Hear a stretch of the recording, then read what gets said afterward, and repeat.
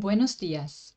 Esta es la sesión 12 del curso Coaching en la Administración Pública y yo soy Tabea Hirzel. En esta sesión veremos las teorías de la organización de trabajo desde la perspectiva anglosajona del siglo XX, comenzando con el Taylorismo, seguido por una breve mención del Fordismo y contrastándolo con el Toyotismo, para concluir con la filosofía como anglosajona que introdujo un método de trabajo novedoso en su época, que ya no se basaba en la filosofía militar de los prusianos, sino se desarrolló desde la experiencia de la organización de una fábrica. Pero primero vayamos a jugar un poco. Esta es una de esas actividades de generación de equipo que requiere que todo el equipo trabaje en conjunto y siga a un líder secreto que hará movimientos simples para que todo el grupo los imite. Otra persona, el adivinador, tendrá que determinar quién es el líder de la manada. Una persona del grupo es elegida como adivinadora y abandona brevemente la habitación. Mientras el adivinador se va o la adivinadora, el grupo elige a una persona para que sea el líder. Esta persona realizará movimientos que los seguidores podrán imitar rápidamente.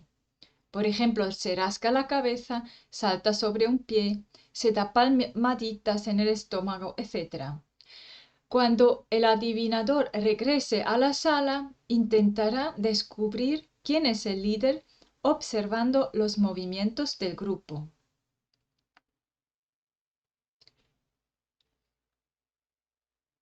Por poco adecuados que nos pueden parecer algunos aspectos de las teorías anglosajonas, fue realmente revolucionaria en su momento. Abandonó la idea de que la organización de una empresa fuese lo mismo que la de un ejército e inventó la psicología social moderna. Uno de sus propulsores fue Kurt Lewin, todavía de origen prusiano. Sirvió en la Primera Guerra Mundial. Después continuó con sus estudios de psicología y enseñó en la Universidad Humboldt de Berlín. En los años de entreguerra se fue a trabajar a Estados Unidos hasta el fin de su vida. Trabajó en la teoría dinámico de la personalidad y la resolución de conflictos sociales, teorías que servían de base para desarrollar su propia escuela de la psicología social moderna y contribuir significativamente a la psicología de la Gestalt. Algunos conceptos claves en su investigación son la investigación aplicada, la teoría de campo, la distancia social y el espacio vital, así como el campo dinámico y la dinámica de grupos. Todavía hoy es un referente para los teóricos de la psicología social. Algunas de sus ideas se entienden mejor a través de citas clásicas que se suelen citar en su ámbito. Esto, el todo unificado, es obviamente más que la suma de sus partes. Es una cita de Aristóteles y se usa a menudo para expresar que la organización de un grupo no es la mera acumulación de personas, sino que existe un tipo de interacción parecido a lo que observamos en mezclas químicas. Es más bien el ámbito donde lo utilizaba Aristóteles. El grupo es un todo emergente que es más que la suma de lo que pueden hacer sus participantes de forma separada. La cita anterior de Aristóteles se puede encontrar muchas veces en Internet y en textos académicos que lo atribuyen a Kurt Lewin sin dar citas exactas.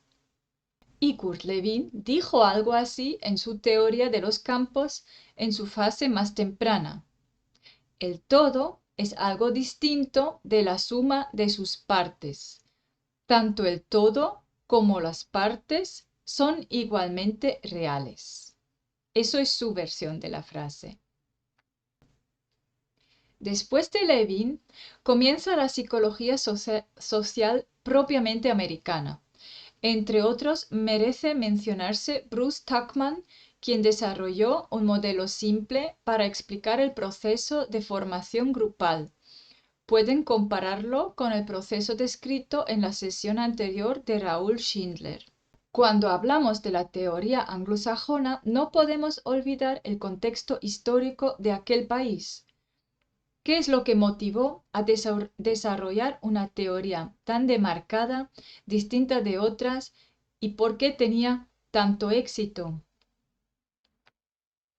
Aunque la historia de la psicología social y de los movimientos que llevaron a la psicología social americana propia comenzaron en el siglo XIX, no fue hasta los años 80 del siglo pasado cuando llegó a su mayor expansión y establecía casi un estándar en las universidades de todo el mundo. Estados Unidos desde siempre era la tierra prometida para las clases sociales excluidas, por algún motivo u otro en Europa, especialmente para los judíos europeos que a menudo tenían una buena formación pero ninguna salida profesional en Europa. Después de la Segunda Guerra Mundial, muy parecida a nuestra época actual, nuevas tecnologías impulsaron un cambio en la forma de producir, con gran impacto en la cultura y la sociedad en conjunto. Nació el Fordismo, inspirado en las nuevas formas de producción en masa y las nuevas formas de organizaciones legales, las empresas corporativas de las que emergen las dinastías industriales. Fue un tiempo de boom económico, impulsado por la reconstrucción de Europa y Japón, y motivado por la Guerra Fría, que financiaba grandes experimentos en la difusión de propaganda, su refinamiento mediante el cine, la aplicación de un sistema electoral específicamente americano y la formación controlada de lo que se iba a conocer como la opinión pública. Era la gran hora del marketing comercial. En pocas palabras, este desarrollo se caracteriza por 4 elementos. La cooperación, que buscaba sobre todo reducir la resistencia y, más concreto, las huelgas. La eficiencia productiva, es decir, hacer mucho en poco tiempo. El control de jerarquías y el modelo fábrica, es decir, los jóvenes como diamantes en brutos que se curtían para llegar a ser un recurso más en la gran maquinaria de la industria de la que salían los productos terminados para la industria. Nadie incorporó tanto este movimiento de la psicología americana como el hombre de Pensilvania, Frederick Winslow Taylor.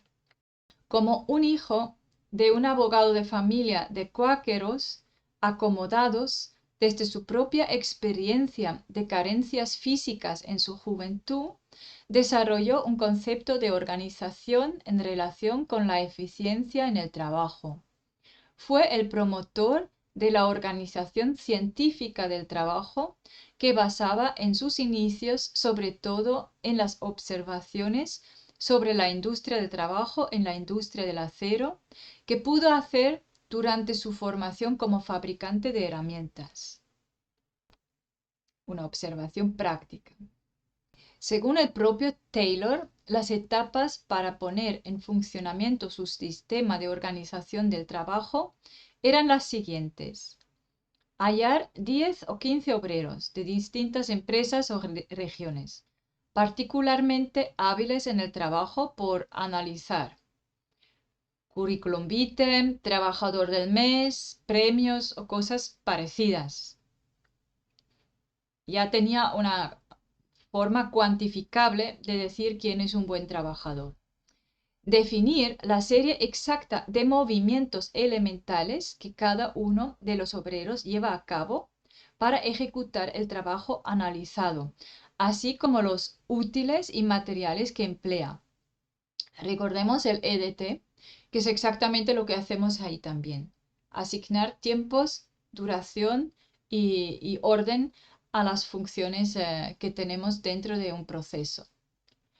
Después, cronometrar el tiempo necesario para realizar estos pasos y elegir el modo más simple de ejecución, llamado eficiencia. Eliminar todos los movimientos lentos o inútiles. Secuenciar los movimientos más rápidos y los que permiten emplear mejor los materiales más útiles, el flujo de trabajo. Hay que decir que en gran parte intentó de incorporar esta metodología en las empresas donde trabajaba y realmente funcionaba. Hasta hoy estamos empleando muchísimos aspectos de este sistema de Taylor. La organización del trabajo taylorista transformó a la industria en los siguientes sentidos. Aumentó de la destreza del obrero a través de la especialización y el conocimiento técnico, es decir, específico, particular y dividido. Mayor control de tiempo en la planta, lo que significaba mayor acumulación de capital por el propietario de la empresa. Idea inicial del individualismo técnico y la mecanización del rol. Es lo que más nos interesa a nosotros. Estudio científico de movimientos y tiempo productivo. La división del trabajo para reducir los costos y reorganizar científicamente el trabajo. El fin del Taylorismo fue marcado por dos elementos. Por un lado, debido a la velocidad de circulación de la mercancía, la expansión estructural de mercado entró en crisis. En paralelo, se encontró con un creciente rechazo del proletariado que no sentía que el sueño americano se iba a cumplir para ellos. Esto llevaría a una reformulación práctica en el siglo XX y a la idea del Fordismo. El Fordismo no fue realmente una nueva teoría, sino un ajuste de las teorías de Taylor. Se basaba sobre todo en la experiencia real de la empresa de Henry Ford y cómo Ford transformaba las ideas de Taylor a las nuevas demandas que encontraba en su empresa y en el mercado, por supuesto. La capacidad del Taylorismo en generar beneficios para la empresa se basaba en la eficiencia de la producción de masa. La producción de un gran número de piezas homogéneas, commodities, en un solo proceso, permitía de emplear menos trabajadores para producir más, lo que abarataba los costes de los trabajadores en la producción. Pero esto causó un problema. Si hay mayor volumen de unidades de un producto cualquiera, debido a la tecnología de ensamblaje, y su costo es reducido por la razón tiempo-ejecución, habrá un excedente de lo producido que superará numéricamente la capacidad de consumo de la élite tradicional y única consumidora de tecnologías con anterioridad. Más que una teoría de organización, lo que Ford introdujo fue un nuevo sistema socioeconómico. Mientras muchas empresas intentaron compensar los menguantes beneficios mediante la bajada de sueldos, lo que causó muchas huelgas en contra del sistema de Taylor. Ford comenzó a comodificar también el trabajo, además de los productos, es decir, determinó de forma científica el trabajo estándar y lo organizaba en diferentes funciones y rangos de dificultad. Creó una verdadera revolución mental. Había nacido el trabajador funcional y un proceso de profesionalización. Mientras el trabajador había perdido el control sobre la gestión propia del tiempo en la cadena de producción de Taylor, además, ahora perdió el control sobre el conocimiento como artesano, dejando todo en manos de ingenieros y rangos superiores. Esto es lo que el marxista Antonio Gramsci describió como alienante y lo criticó, por supuesto. Paradójicamente, esto alivió las presiones por parte de los trabajadores. Tardaron algunas décadas hasta sentir el cambio como algo negativo. El efecto positivo se debió a dos aspectos y no solamente al sistema de Ford. Coincidía que Keynes había introducido el estado de bienestar y los Estados Unidos se encontraron en una época donde todos disfrutaron de un auge económico, lo que permitía a todos consumir más mercancías aunque fuesen baratas o de poco nivel tecnológico. En paralelo, el sistema de Ford permitía soñar precisamente este sueño americano de trepar desde lo más bajo a lo más alto en la pirámide societal, es decir, hacer carrera mediante la formación. Era también el comienzo de la proliferación de sistemas de educación y escuelas privadas. Henry Ford es conocido como un pionero del estado de bienestar a través de la sociedad del consumo. Realmente formó este paradigma del bienestar y del consumo como algo asociado y enlazado.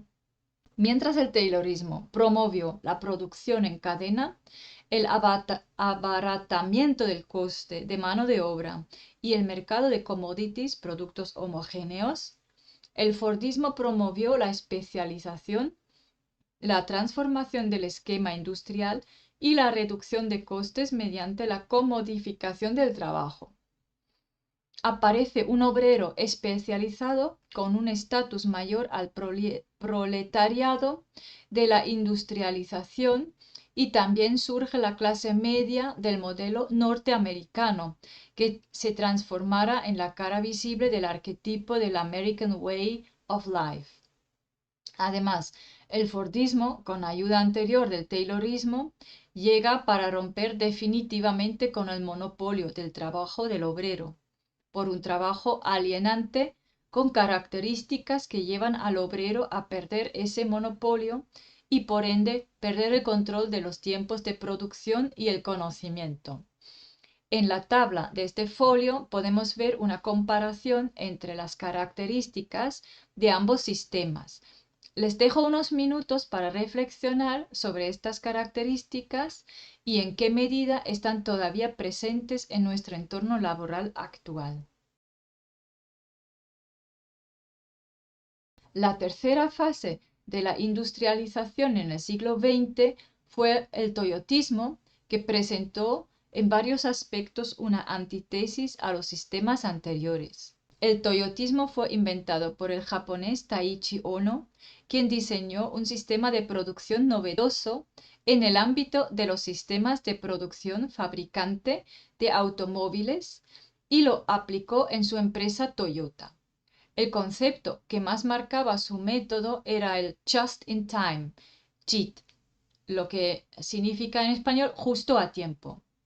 Otros conceptos que Ohno y su equipo desarrollaron eran el sistema de Alar, Supermarket, 7-Eleven, ese tipo de ideas, el MUDA, 7 tipos de desechos, Quick Die Changes, cambios que a corto plazo, Flexible Job Assignments, las asignaciones de trabajo flexibles, trabajos rotatorios, este tipo de sistemas. Removing Non-Value Added Work, eso es muy importante hasta hoy. Eliminar todo trabajo que no añade valor al producto o a la empresa. U-shaped cells es una forma de distribución de espacio.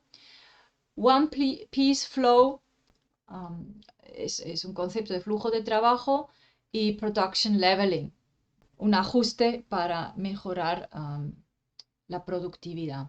Algunos de mi generación pueden haber incluso trabajado según alguno de estos sistemas.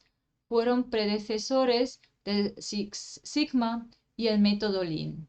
El principal desencadenante fue la crisis del petróleo y el agotamiento estructural en los años 73-74, así como la inspiración en el éxito japonés. Ejes centrales del modelo son la flexibilidad laboral y la alta rotación en los puestos de trabajos o roles. Estímulos sociales, a través del fomento del trabajo en equipo y la identificación transclase entre jefe y subalternos. El sistema Just-in-Time, que revaloriza la relación entre el tiempo de producción y la circulación de la mercancía a través de la lógica de automatización de procesos, que significa menor control del obrero en la cadena productiva. La relación coste-precio, el aceleramiento de la demanda, la importancia de la logística, casi stock cero, o sea, no mantener stock, solo el mínimo, que permite prescindir del almacén y sus altos costes, resulta en menos coste, menor precio y mayor grupo de personas con acceso. Aumenta la demanda porque el producto es más barato, hay más gente que se lo puede permitir y es el comienzo del consumismo tal como lo conocemos hoy en día. Todavía es el paradigma que más o menos está en pie y que estamos ahora mismo poniendo en duda por los cambios sociales, pero sobre todo también tecnológicos que estamos viviendo. El Taylorismo, el Fordismo y el Toyotismo fueron modelos pioneros en muchos aspectos. Se habían desarrollado por hombres desde la experiencia práctica en la fábrica y no por filósofos militares o de organización social. Tenían una oportunidad histórica de expandir sus modelos a los mercados globales gracias a la buena coyuntura, primero en Estados Unidos, luego también en Europa y Japón. Se desarrollaron en paralelo a la segunda y tercera revolución industrial, así como el estado de bienestar, pero lleva consigo un proceso continuo de la degradación del artesano hacia el obrero y finalmente el trabajador. Además que también tenía un impacto importante de cómo entendíamos lo que es la democracia. El ámbito donde más y primero fue criticado es la educación. El Fordismo había parcelado el conocimiento de los trabajadores hasta tal punto que cada aspecto parecía solo una pieza de ensamblaje en el conocimiento. Mientras era posible trabajar de este modo en la fábrica, no lo era en el desarrollo de sistemas informáticos, que ganaban cada vez más importancia en la segunda década del siglo XX e iniciaron la tercera revolución industrial. He aquí una imagen cómo veían los críticos el sistema educativo de entonces y cuáles eran sus deficiencias. Aunque producía personas con una clara especialización y fomentaba la competencia y las competencias, era un sistema que generó mucha desigualdad y dejaba incluso en las élites académicas muchos aspectos atrás, especialmente la creatividad, la disciplina desde la práctica y una inteligencia más integrante, todos aspectos altamente buscados para las nuevas tecnologías 4.0 de los sistemas ciberfísicos. Las principales características de la organización de fábrica en la educación son que la función y el rol coinciden, el jefe o el CEO es considerado también el líder. Se prioriza la eficiencia numérica ante la cualitativa, el movimiento low cost. Se ignoran sistemáticamente externalidades, valores humanos, sostenibilidad, seguridad.